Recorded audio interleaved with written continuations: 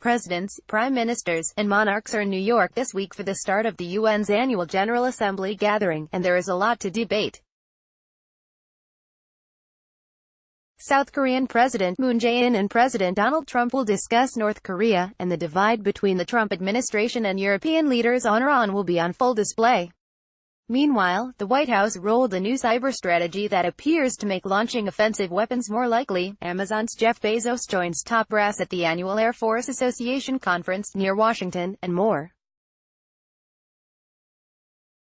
Programming note: Foreign Policy's veteran UN correspondent, Colm Lynch, will be reporting from New York on the world's biggest diplomatic gabfest with a pop-up UN brief sent to your email inbox each morning from September 24th to September 28th. Sign up here to get it, and read today's edition here. Good Monday morning, and welcome to Security Brief. Please send your tips, questions, and feedback to lara.seligman@foreignpolicy.com. North Korea. It's another big week for South Korean President Moon Jae-in, who travels to New York this week to brief President Donald Trump on his recently concluded three-day summit with the leader of North Korea. Trump and Moon will be speaking on the sidelines of the opening of the UN General Assembly, where a year ago the American leader belittled his North Korean counterpart as Rocket Man and set off a war of words nearly ended in armed conflict. Today the state of play is very different on the Korean peninsula, where Moon has pressed the diplomatic initiative while talks between Washington and Pyongyang have languished. Moon brought a sizable business delegation with him to Pyongyang and delivered a hopeful speech before North Korean cadres in which he offered his unreserved applause to your leader Chairman Kim Jong-un. But Moon arrives in New York amid an intense fight between the United States and Russia over North Korea's evasion of sanctions. Washington accuses Moscow of attempting to water down a report on energy shipments to the North, transactions that American officials allege are part of a pattern of violating UN sanctions on Pyongyang, FP's Colm Lynch reports. On Sunday, Secretary of State Mike Pompeo reiterated that sanctions on North Korea won't be lifted until we've achieved that final denuclearization. With his nuclear technology consolidated, Kim is turning to economic reform, where Moon sees a diplomatic opening even if continued sanctions pose an obstacle at the moment. A South Korean official revealed that North Korea's Deputy Prime Minister Ri Ryong-nam even went so far as to admit that his country's economy is in trouble and needs South Korean assistance. The business leaders who went with Moon said they were glad to have seen North Korea up close but stayed mum on possible projects. In a joint declaration, the leaders of North and South pledged to hold a groundbreaking summit on railways connecting the two countries, the reopening of the Kaesong Industrial Complex, and the creation of a special economic zone. The North pledged to close some missile testing facilities. The development fits the recent pattern of North Korean diplomatic moves, opening the door to economic investment while taking modest steps on security issues that provide a fig leaf of progress. The narrative. Kim Jong-un is now being described in the New York Times opinion pages in the same breath as other East Asian autocratic reformers Lee Kuan Yew, Deng Xiaoping, and Park Chung-hee. Around Gap. The opening of the UN General Assembly also marks the first such event since Trump pulled out of the 2015 Iran nuclear deal in May, and will put the U.S.-European divide on global display, writes The Wall Street Journal. U.S. officials plan to use the forum to denounce Tehran and mobilize international support for sanctions. Meanwhile, European leaders plan to resurrect French President Emmanuel Macron's plan for a JCPOA plus Trump and Iranian President Hassan Rouhani are scheduled to give dueling addresses during the event. The volatile situation in Syria adds a new layer of complexity to the upcoming meeting. Trump recently indicated a renewed commitment to the war-torn nation, demanding that Iran withdraw all its forces from Syria before the U.S. pulls its own troops out. Ahead of the General Assembly, a bipartisan group of national security leaders, including former Secretary of State Madeleine Albright, former Director of National Intelligence James Clapper, slammed Trump's Iran strategy in a statement on Sunday. The Trump administration's Iran strategy is to assert maximum economic, political and military pressure to change Iran's behavior and threaten, if not cause, collapse of the regime. But since it has not undertaken diplomatic engagement on any of its 12 demands on Iran, the administration has left Iran the option of either capitulation or war, the authors wrote. Gloves off. The Trump administration rescinded Obama-era guidelines governing the use of offensive cyber weapons, and National Security Advisor John Bolton told reporters last week that offensive operations have been authorized, FB's Elias Grohl reports. Our hands are not tied as they were in the Obama administration, Bolton said. Bolton cast the initiative as part of an effort to deter American adversaries in cyberspace, and while the details are classified, the new policy appears to move authority for launching offensive weapons down the chain of command. The move carries risks. Deterrence in cyberspace remains a fuzzy concept, while experts caution that cyber weapons can have effects far beyond their intent. Sanctions kvetching. Beijing summoned the U.S. ambassador to complain about sanctions imposed last week on a Chinese defense firm for its role in importing advanced Russian fighter jets and anti-aircraft missile system. The purchase of Su-35 jets and the S-400 missile system violated an American prohibition on major transactions with Russian defense firms, American officials allege. That provision was included in the Countering American Adversaries Through Sanctions Act, a sweeping, aggressive measure mostly targeting Russia, and last week was the first time the U.S. officials exercised the prohibition on defense purchases from Russia. Washington is currently embroiled in several disputes with allies, including Turkey and Qatar, who have purchased Russian defense equipment, acquisitions that at least in theory should trigger American sanctions. Air Force we need. Last week the Air Force Association hosted its annual Air, Space and Cyber Conference at National Harbor, MD.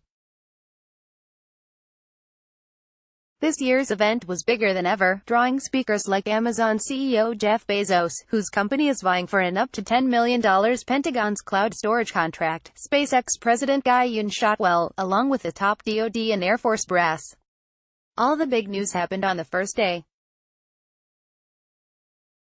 On Monday morning, Air Force Secretary Heather Wilson announced that in order to support a major war against another great power, like Russia or China, the service needs to grow to 386 combat squadrons, though whether that plan is financially viable is still in question. Foreign Policy had the scoop ahead of the announcement. Hours later the news leaked that the Air Force believes the price tag for standing up Trump's Space Force will be $13 billion over the next 5 years, an estimate Wilson called conservative. But it looks like the Air Force may be stretching the truth here. Washington budget expert Todd Harrison batted down the secretary's comments on Thursday, calling that figure the highest estimate I think you could possibly come up with. Ultimately Congress will have the final say on Space Force, and they are skeptical, writes Defense News. Here are the highlights from the exhibition. Air Force Secretary Heather Wilson, on expanding the service, to face the world as it is, with a rapidly innovating adversary. The Air Force we need should have about 25% more operational squadrons in the 2025 to 2030 time frame than the Air Force we have. Jeff Bezos on the successes of his rocket company, Blue Origin. One of Blue Origin's missions is to make access to space more frequent, ready to go on a moment's notice, lower cost, which requires reusability. All those things are going to be required, in my view, to move into a new era of U.S. space dominance. Air Force Master Sergeant Derek Anderson, the U.S. senior enlisted leader for the mission to rescue a soccer team stuck in a Thai cave system. We are trained to set emotion aside. You have to laser focus on whatever task you are given until it is completely finished. After that last group was pulled out, I think everybody was still in that focus mode, and it took us a while to kind of decompress and let the emotions back in. Read more about the dramatic rescue here. Deputy Secretary of Defense Patrick Shanahan, on the Space Force, there is no group thinking at the Pentagon. We're really wrestling with the how. If we drew a Venn diagram of what it is we want to accomplish, everything lays on top of each other. The how? We come at the Space Force from a lot of different directions. When Shotwell, SpaceX President and Chief Operating Officer, on whether SpaceX would launch weapons into space, I've never been asked that question. If it's for the defense of this country, yes, I think we would. Air Force Gen. C.Q. Brown, commander of Pacific Air Forces, on China's participation in Russia's Vostok military exercise. This is the largest exercise in a number of years for the Russians, and the fact that the Chinese are there, that's an indicator. I don't know that they are going to have a long-term strategic partnership, but that's the piece that I'm paying attention to. My sense is they are trying to send us a message of some sort. Sailors at risk for assault. The findings of long-delayed RAND Corporation study commissioned by the Pentagon on military installations associated with sexual assault were finally released on Friday, and the results were not good for the Navy. The data shows female sailors are at the highest risk compared to women serving in other services. The risk is highest on U.S. Navy ships, including on a majority of the nation's aircraft carriers, ABC News reports. This will play well. Secretary of State Mike Pompeo decided to back continued U.S. military support for Saudi Arabia's war in Yemen over the objections of staff members after being warned that a cutoff could jeopardize $2 billion in weapons sales to America's Gulf allies, The Wall Street Journal reports. Syria. A week after Syrian air defenses downed a Russian jet, Moscow is delivering new anti-aircraft missiles to Syria. Suppressed. Google executives are continuing to crack down on company employees in a bid to stop leaks about the company's proposal to enter the Chinese search market. According to The Intercept, Google officials have demanded that employees who read a document critical of the project delete the memo from their computer. That memo raises concerns that Google's search technology, if launched in China, could be used to facilitate repression. The prosaic billionaire. Russian billionaire Konstantin Nikolaev, who is accused of funding the activities of a woman alleged to have deliberately infiltrated conservative American political groups on Moscow's behalf, has a far closer relationship with Russian security services than previously understood. According to the New York Times, Nikolaev has backed several business ventures to produce military hardware and equipment that would plug gaps in Russian defense capabilities. They got everything. Despite intense scrutiny of its products, the Israeli spyware company NSO, which has been implicated in a range of human rights abuses, is continuing to market a powerful version of its software to snoop on mobile phones. An executive who viewed a demo by the company told Motherboard that the company's product was able to infiltrate an iPhone he had supplied within a matter of minutes. The GRU connection. The sleuths at Bellingcat uncovered additional evidence linking the two men alleged to have carried out the poisoning of former Russian spy Sergei Skripal with the GRU, Russia's military intelligence unit. Mobile nuclear power. Engineers at Los Alamos National Laboratory are working on a miniature nuclear reactor that could bring mobile power to remote American outposts. The reactor can fit inside a shipping container and can provide up to 1 megawatt of power, enough to supply about a brigade of troops. First conceived as a power source for space exploration, the mobile reactors could cut down on the need for fuel convoys to remote bases in places such as Afghanistan. Hacking Taiwan. Officials in Taiwan allege that China is testing hacking techniques on the country ahead of elections in November. Senate targeting. Google alerted several American senators and members of their staffs that their personal email accounts were targeted by foreign government hackers. It is unclear who is behind the attempted hacking, but the alerts are prompting concerns about the lack of security for the personal accounts of high-profile individuals. Springing Assange. Ecuadorian government documents reveal an aborted attempt by President Lenin Moreno in 2017 to give WikiLeaks founder Julian Assange a diplomatic post in Russia, Reuters reports. Assange has been holed up in an Ecuadorian embassy for the last 6 years to avoid arrest by the British government. Tabloid fodder. Cody Wilson, the man at the center of a national debate on 3D gun printing, has been released from the Harris County Jail on bail.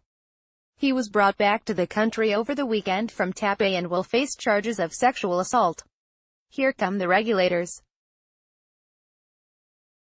BuzzFeed obtained details of plans being drawn up by UK officials for the establishment of a new internet regulator that would not only make tech firms liable for content published on their platforms, but also have the power to sanction companies that fail to take down illegal material or hate speech within hours. Ministers are also reportedly looking at implementing age verifications for Twitter, Facebook and Instagram.